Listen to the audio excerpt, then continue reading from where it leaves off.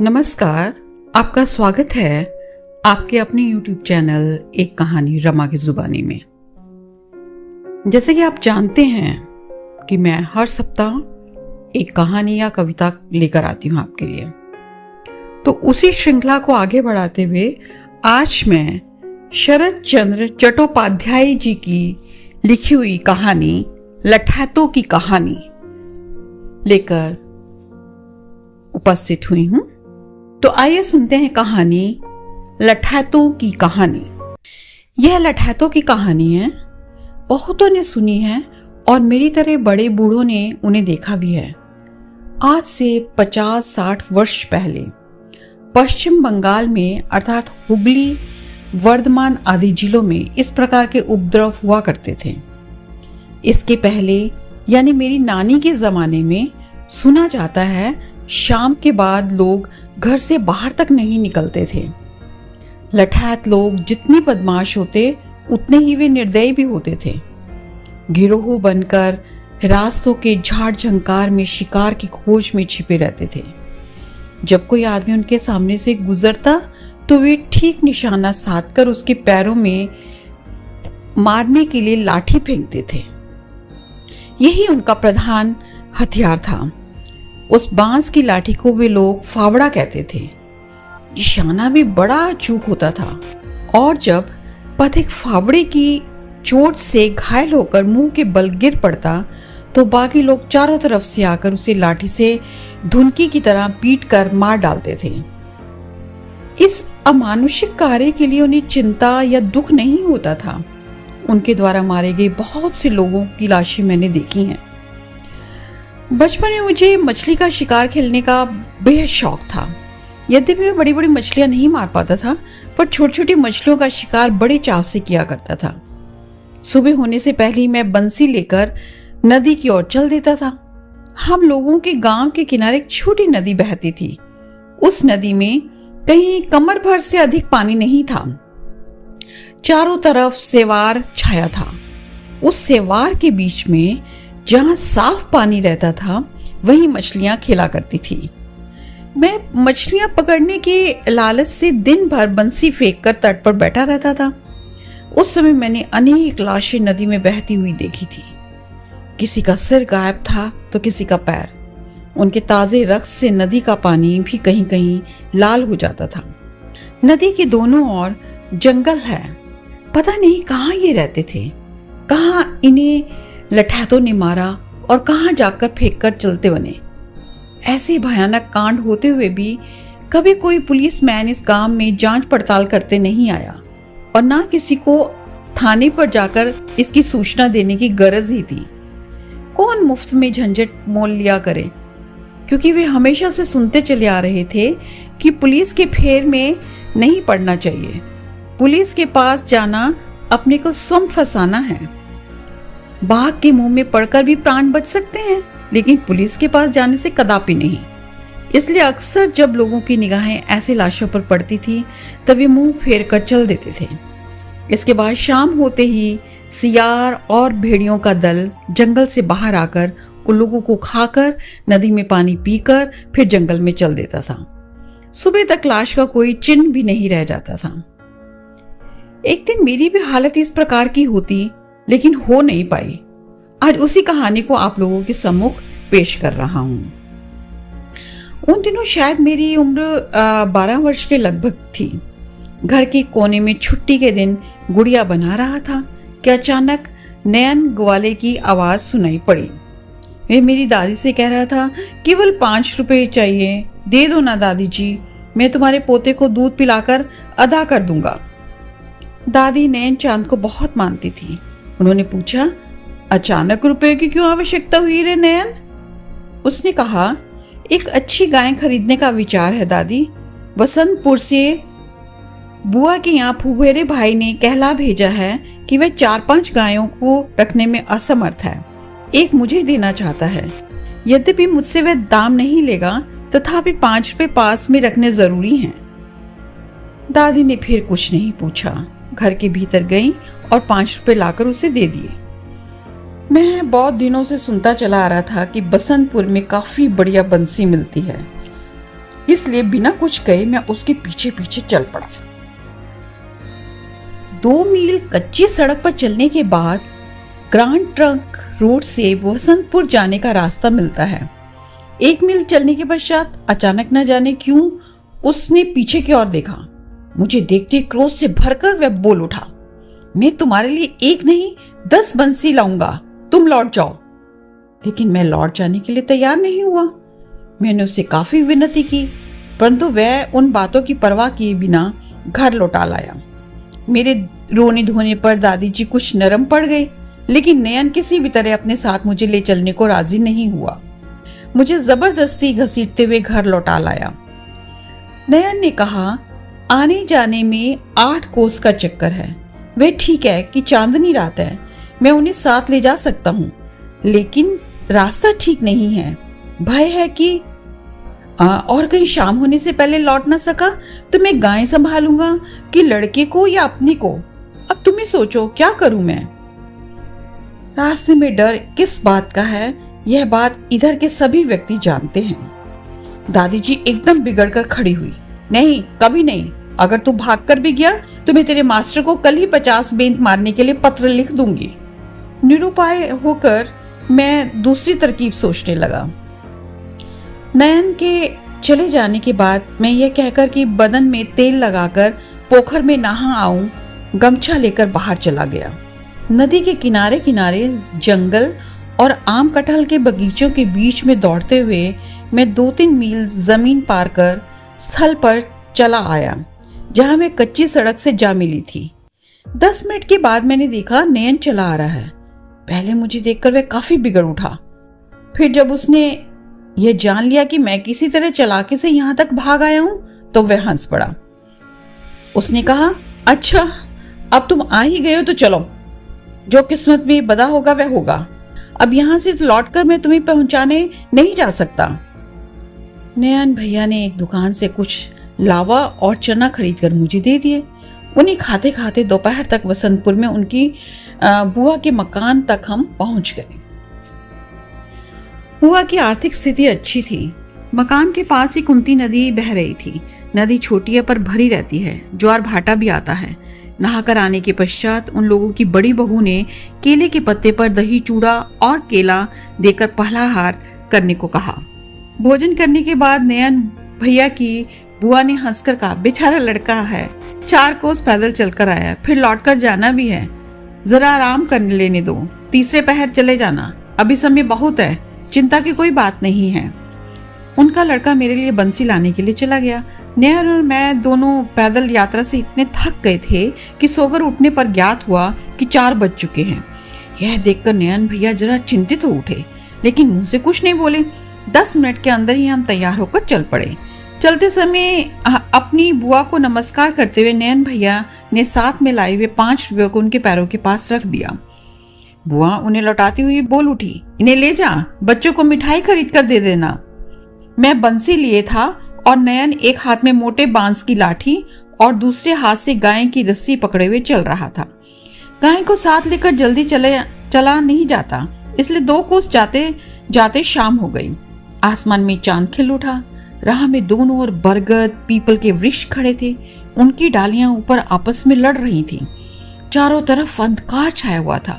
वृक्षों के पत्तों के बीच से चांद का प्रकाश छनकर आ रहा था। उसी के सहारे हम आगे बढ़े चले जा रहे थे। अचानक तभी नयन भैया ने कहा, छोटे भैया तुम मेरी बाईं तरफ आ जाओ और अपने बाएं हाथ से गाय की रस्सी पकड़े चलो, मैं तुम्हारे दाएं तरफ रहकर चलूंगा। क्यों नयन भैया? कुछ नहीं, यूं ही, चले आओ। यद्यपि मैं लड़का ही था, फिर भी समझ गया कि नयन भैया की आवाज में घबराहट है। क्रमशः पक्की सड़क को पार कर हम कच्ची सड़क पर आ गए। दोनों ओर का घना जंगल और भी घना हो गया। बहुत प्राचीन पापुड़ का पेड़ आकाश से बात करता हुआ झूम रहा था। चांद की चांदनी कम दिखाई देने लगी। शाम के समय किसानों के लड़के इसी राह से बैलगाड़ी ले गए थे। उस समय की धूल अभी तक उड़ रही थी, जो रह रहकर हमारे नाक मुंह में घुस रही थी। ठीक ऐसे ही समय 50-60 हाथ की दूरी पर से एक चीख आवाज में तैरती हुई आई। बाप रे, मर गया रे, अरे भाई कौन है, मुझे बचाओ। साथ ही लाठी का खटाखट शब्द भी। इसके पश्चात सन्नाटा छा गया। नयन भैया जरा रुककर खड़ा हो गया और बोला, बस खत्म हो गया। क्या खत्म हो गया नयन भैया? एक आदमी कहकर उन्होंने कुछ देर खड़े होकर न जाने क्या सोचा। इसके बाद पुनः बोल उठा, चलो छोटे भैया, हम लोग जरा सावधानी से चलें।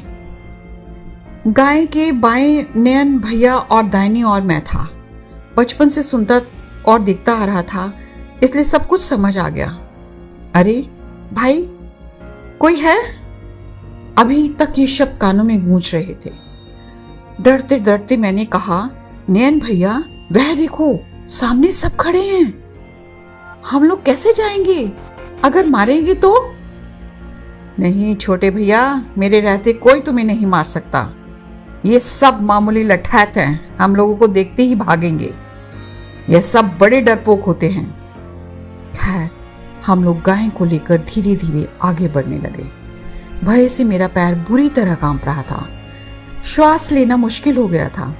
पेड़ों की छाया, गर्द तथा अंधेरा होने के कारण कुछ दिखाई नहीं दे रहा था।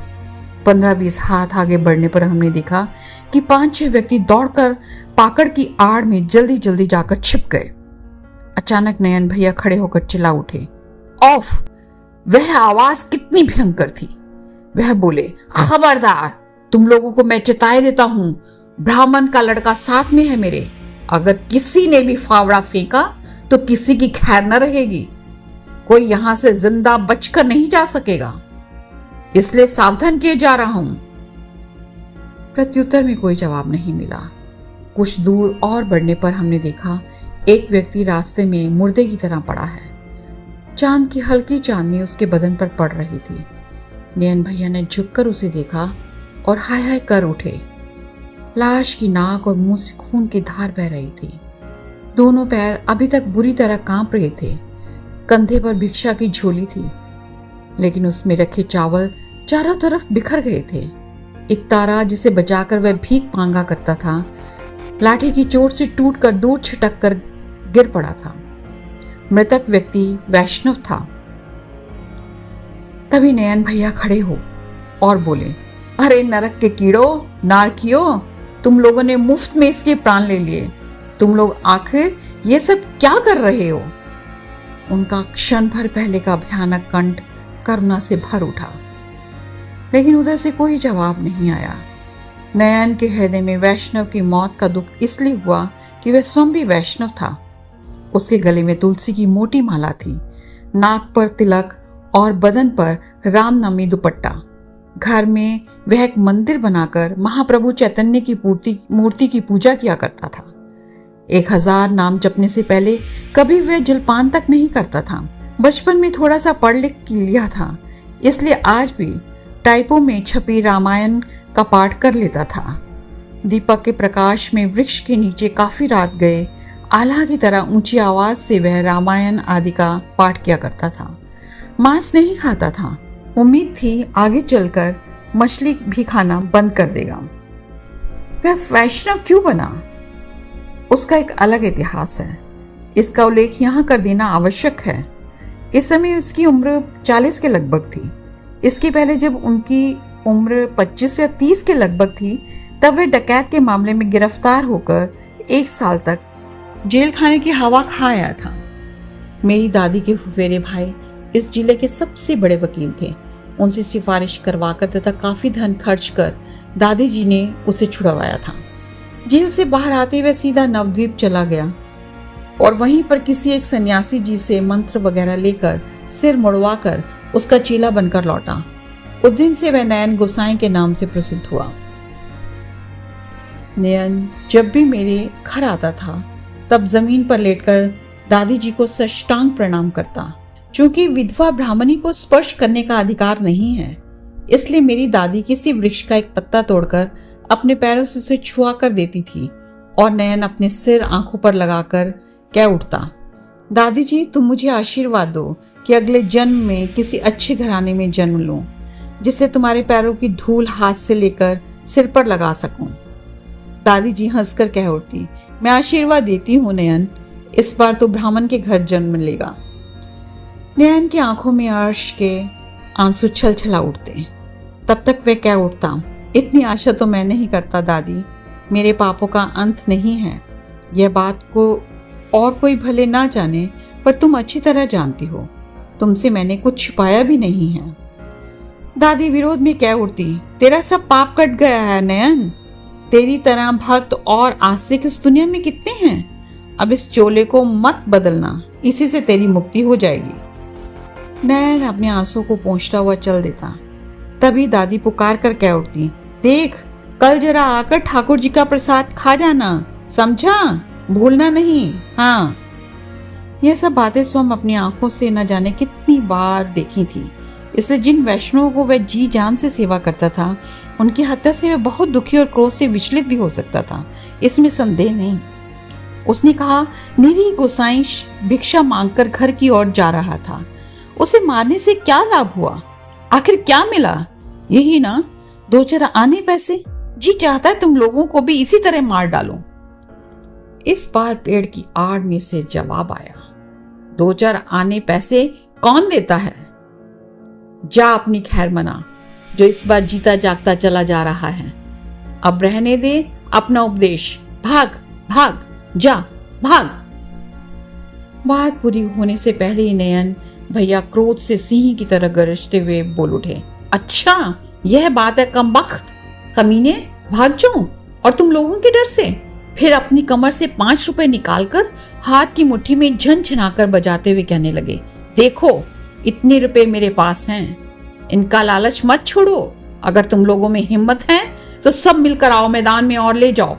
लेकिन एक बार फिर कह देता हूं, मेरे गुरुजी के लड़के के बदन पर अगर किसी की हवा भी लगी तो याद रखना, तुम सबको यमपुरी भेजकर ही घर जाऊंगा। शैतानों का शत्रु नयन मैं हूं, दूसरा कोई नहीं। जानता है मेरा नाम कि यूं ही लाठी लेकर कबाड़ियों की तरह भिखारियों को मारता फिरता है। और वह गाली निकालने लगा। इस बार एक बारगी चारों तरफ सन्नाटा छा गया। 2 मिनट तक चुप रहने के बाद नयन भैया पुनः और कटु स्वर में बोल उठे, क्यों रे, कोई आ रहा है या यूं ही रुपए कमर में बांध कर ले जाऊं? इस बार भी कोई जवाब नहीं मिला। रास्ते में कई बांस की लाठियां पड़ी थी, उन्हें उठाकर कंधे पर रखते हुए नयन ने पुनः कहा, चलो छोटे भैया अब घर चलें, रात हो गई। तुम्हारी दादी न जाने क्या सोचती होगी, ये सब आदमी नहीं कुत्ते की औलाद हैं, हमारा सामना ये नहीं कर सकते। अगर तुम स्वयं एक बंसी लेकर भी मारने दौड़ोगे तो सब भाग खड़े होंगे। अब तक मेरा भाई दूर हो गया था। मैंने कहा, जाकर मारो नयन भैया। नयन हंस पड़ा और बोला, रहने दे छोटे भैया, अब जरूरत नहीं, कुत्ते की जात है, काट सकते हैं। पुनः हम आगे बढ़ने लगे। नयन चुप रहा। मेरे प्रश्नों का उत्तर केवल हाँ या ना के अलावा किसी भी प्रकार से नहीं देता था। कुछ दूर आगे बढ़कर एक पेड़ की आड़ में आकर सहसा नयन खड़ा हो गया और बोला, नहीं छोटे भैया, नहीं, अपनी आंखों से देखकर छोड़ा नहीं जा सकता। मैं ब्राह्मण गोसाई की मौत का बदला लेकर ही रहूंगा, चाहे जैसे भी हो। कैसे बदला लोगे भैया? अगर उनमें से किसी एक को भी पकड़ पाया तो हम दोनों मिलकर उसे खूब मारेंगे। मारने पीटने के लालच के कारण मैं प्रसन्नता से फूला न समाया। मुझे यह एक नवीन खेल सा लगा। लठातों के संबंध में अनेक प्रकार की बातें सुना करता था, इस समय वे सब झूठ मालूम होने लगे। नयन भैया ने आगे बढ़ने नहीं दिया, वरना एक लठात को मैं अवश्य पकड़ लेता। आखिरकार हार कर मैंने कहा, नयन भैया किसी एक को तुम जरूर पकड़ो, मैं अपनी इस बंसी से उसे खूब पीटूंगा। लेकिन मेरी बंसी अगर टूट गई तो? नयन ने फिर हंसकर कहा, बंसी की चोट से वह मरेगा नहीं, लो इस लाठी से उसे पीटना। यह कहकर उन्होंने एक बांस की लाठी मुझे देते हुए कहा, गाय को पकड़कर यहीं खड़े रहो छोटे भैया, मैं अभी 2-1 को पकड़ के लाता हूँ। लेकिन चिल्लाहट या रोना धोना सुनकर डरना नहीं। हाँ नहीं, मैं डरूंगा नहीं, लाठी मेरे हाथ में है।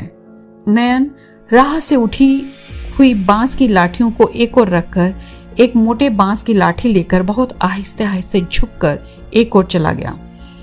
लठातों ने सोचा कि हम चले गए हैं, इसलिए वे सब निश्चिंत होकर मृतक गोसाई की झोली से पैसे आदि सब चीजों की तलाश कर रहे थे। अचानक एक लठात की निगाह नयन पर पड़ी। वह चिल्ला उठा, यहाँ कौन खड़ा है?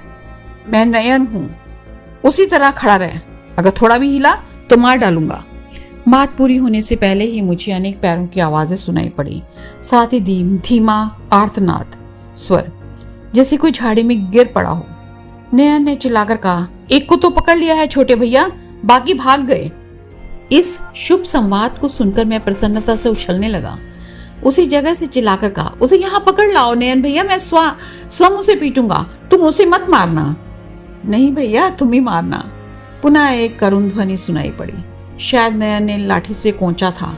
2 मिनट के बाद देखा एक आदमी लंगड़ाता हुआ आ रहा है। उसके पीछे पीछे नयन भैया हैं। पास आते ही उसने कहा, हाय मरा, हाय मरा। कहने के बाद रोते हुए खूब जोर से मेरा पैर पकड़ लिया। नयन ने उसके बालों को पकड़कर ऊपर उठाते हुए ठीक से खड़ा कर दिया। मैं उसकी शक्ल देखकर भयभीत हो उठा। उसने अपने मुंह पर कालिक पोत रखी थी और पैर तथा हाथ में कई जगह चूने की छींटें बनाई हुई थी। दुबला पतला सा बदन, उस पर वह एक मैली फटी धोती पहने हुए था। वह अब भी रो रहा था। उसके गाल पर कसकर एक तमाचा लगाते हुए नयन ने कहा, चुप रह हरामी कहीं का, जो कुछ पूछता हूं उसका जवाब दे। तुम सब गिनती में कितने थे? क्या नाम है तुम लोगों के? कहाँ घर है? पहले तो उसने बताने से इनकार कर दिया, लेकिन जो ही कहीं घुसे ताबड़तोड़ पीठ पर पड़े तो दनादन सब कुछ उगल दिया। नयन ने कहा, याद रहेगा, भूलेगा नहीं? अब बता गोसाई, जब जमीन पर गिर पड़ा था तब तूने कितनी बार उसे लाठी से मारा था? 5 या 7 बार शायद। नयन ने दांत पीसते हुए कहा, अच्छी बात है, 5-7 ही सही, पर ठीक उसी प्रकार जमीन पर सो जा जिस तरह गोसाई जी जमीन पर सोए हुए पड़े थे। छोटे भैया, तुम जरा आगे बढ़कर जाओ, लेकिन याद रखना उस गांठदार बांस वाली लाठी से मारना। बस 4-5 बार के मारने से यह मर जाए। मुझे आज देखना है तुम्हारे हाथ में कितना जोर है। तो अभी तक जमीन पर सोया नहीं, खड़ा खड़ा क्या देख रहा है? सो जा। कहकर लठायत का कान पकड़कर नयन ने सुला दिया। साथ ही उसने सोने से पहले ही कई लाते ताबड़तोड़ उसकी पीठ पर मारते हुए कहा, देरी मत करो भैया, ठीक सिर पर ही मारना, 2-3 चोट में यह समाप्त हो जाएगा। नयन भैया का स्वर बिल्कुल बदल गया था। आकृति भयानक हो उठी थी। आकृति देखकर मेरे रोंगटे खड़े हो गए। मैं नवीन खेल इस प्रकार खेलूं समझ नहीं पा रहा था। भय से भरी मेरी सारी आकृति कांपने लगी। रुआंसा होकर बोल उठा, मुझसे नहीं हो सकेगा नयन भैया। तुमसे नहीं हो सकेगा? तब लाओ मैं ही समाप्त कर दूं। नहीं नयन भैया, तुम मत मारो। इधर 2-4 लात खाकर वह व्यक्ति वैसे ही जमीन पर गिरा था, ठीक उसी प्रकार पड़ा रहा, जरा भी हिला डुला नहीं है, प्राण की भीख भी नहीं मांगी, यहां तक कि एक शब्द भी मुंह से नहीं निकाल सका। मैंने कहा, इसे पकड़कर ले चलो, थाने में बंद करा दिया जाएगा। मेरी बात सुनकर नयन चौंक उठा। थाने में? पुलिस में? हाँ, जैसे इसने हत्या की है ठीक उसी प्रकार उसे फांसी की सजा मिलनी चाहिए। जैसा किया है वैसा ही फल भुगतेगा। नयन कुछ देर चुप रहा, उसके बाद लाठी से उसे धकेलते हुए बोला, अबे उठ। उसने कोई उत्तर नहीं दिया। नयन ने कहा, मालूम पड़ता है वह कमबख्त मर गया है। एक तो खुद ही लक्का कबूतर है, शायद वो 2 दिन से खाया भी नहीं खाना होगा इसने, जिस पर आए हैं लठातगिरी करने। भाग यहां से, दूर हो जा। लेकिन लठायत उसी प्रकार मुर्दे की तरह पड़ा रहा। नयन ने झुककर उसकी नाक को दबाते हुए कहा, नहीं, मरा नहीं है, बेहोश हो गया है। होश आने पर खुद ही घर चला जाएगा। चलो छोटे भैया, हम लोग भी चले, बहुत देर होगी, दादी जी उधर चिंतित होंगी। रास्ते में चलते चलते मैंने कहा, उसे छोड़ क्यों दिया नयन भैया? पुलिस में दे देते तो अच्छा होता। क्यों छोटे भैया? उसे फांसी की सजा मिलती, खून करने पर फांसी की सजा मिलती है, ये मैंने किसी किताब में पढ़ा है। अच्छा, वह भी लिखा है? हाँ लिखा है। चलो ना, घर पर तुम्हें किताब खोलकर दिखाऊंगा। नयन ने विस्मय के साथ कहा, क्या कहते हो भैया? एक आदमी को मार डालने के बदले में एक आदमी को मार डालते हैं? हाँ, यह ठीक है, यही उचित सजा है, हम लोगों ने यही पढ़ा है। नयन ने किंचित हंसते हुए कहा, लेकिन सभी उचित कार्य इस दुनिया में नहीं होते छोटे भैया। क्यों नहीं होता नयन भैया? नयन ने तुरंत कोई जवाब नहीं दिया। कुछ देर सोचने के बाद उसने कहा, शायद सब कोई पुलिस थाने में ऐसे मामले में जाना नहीं चाहते। क्यों नहीं जा सकते? मनुष्य इतना न्याय क्यों करता है? यह बात आज तक मैं नहीं जान सका। फिर भी यही बात सोचते सोचते कुछ देर आगे बढ़ने पर मैंने कहा, अच्छा नयन भैया, वह लठायत फिर जाकर लठायतगिरी करेगा? नयन ने कहा, नहीं छोटे भैया, अब वे खून नहीं करेंगे, कम से कम जब तक मैं जीवित हूँ तब तक वह कार्य वे कर ही नहीं सकते। मैं इस उत्तर से प्रसन्न नहीं हो सका। मैं चाहता था कि उसे फांसी की सजा मिले। मैंने कहा, वह तो बच गया, सजा तो उसे नहीं मिली। नयन अनमने भाव से न जाने क्या सोच रहा था। बोला, कौन जाने, सजा हो भी सकती है। फिर अपने को संयत करते हुए उसने कहा, मैं इस बात का उत्तर नहीं दे सकता छोटे भैया, तुम्हारी दादी तुम्हें देगी, बड़ा होने पर उनसे पूछ लेना। लेकिन मुझे सब्र नहीं हुआ। घर पर आते ही सभी घटनाएं शुरू से आखिरी तक केवल हाथ पैर कांपने वाली बात को छोड़कर विस्तार के साथ दादी को सुनाई। उन्होंने सब बातें गौर से सुनकर एक दीर्घ निश्वास लेते हुए मुझे अपनी छाती से चिपटा लिया। मुंह से कुछ नहीं बोली, केवल स्तब्ध रह गई। नयन अब तक चुप रहा। मेरी बात पूरी होने के बाद दादी के लिए उन 5 रुपयों को उनके पैर के पास रखते हुए बोला, गाय मुझे मुफ्त में मिल गई थी, रुपए तुम्हारे ही पास लौट आए। दादी, ना बुआ ने लिए और ना ही तुम्हारी मंझली बहू के भाइयों ने। दादी ने हंसकर कहा, मुलाकात होने पर मंझली बहू को कहूंगी, लेकिन ये रुपए अब मैं नहीं लूंगी। नयन, ले जा, इन्हें अपने ठाकुर जी के भोग में लगा देना। लेकिन एक बात कहनी रह गई, वह यह है कि अभी तक तू पक्का गोसाई नहीं बन सका। क्यों दादी? रुपए बचाने से लोभ दूर नहीं होता। अगर वे उस समय सब मिलकर तुम दोनों पर हमला कर बैठते तो क्या होता? 5-6 और मरते। जहां नयन ने इतना पाप कमाया है वहां थोड़ा और कमा लेता। दादी चुप रह गई। इस बात का अर्थ वे नहीं जानती थी, पर नयन जानता है। इसके बाद उसने कुछ भी नहीं कहा। दूर से जमीन पर लेट साष्टांग प्रणाम करते हुए उन 5 रुपयों को लेकर चुपचाप घर से बाहर चला गया। तो ये थी कहानी। कैसी लगी आपको? उम्मीद है पसंद आई होगी। अगर पसंद आई है तो इसे लाइक, शेयर और कमेंट भी जरूर करें। चैनल भी सब्सक्राइब करना ना भूलें। तो मिलते हैं अगले सप्ताह एक नई कहानी या कविता के साथ। तब तक के लिए दीजिए आज्ञा और अपना रखिए ढेर सारा ख्याल।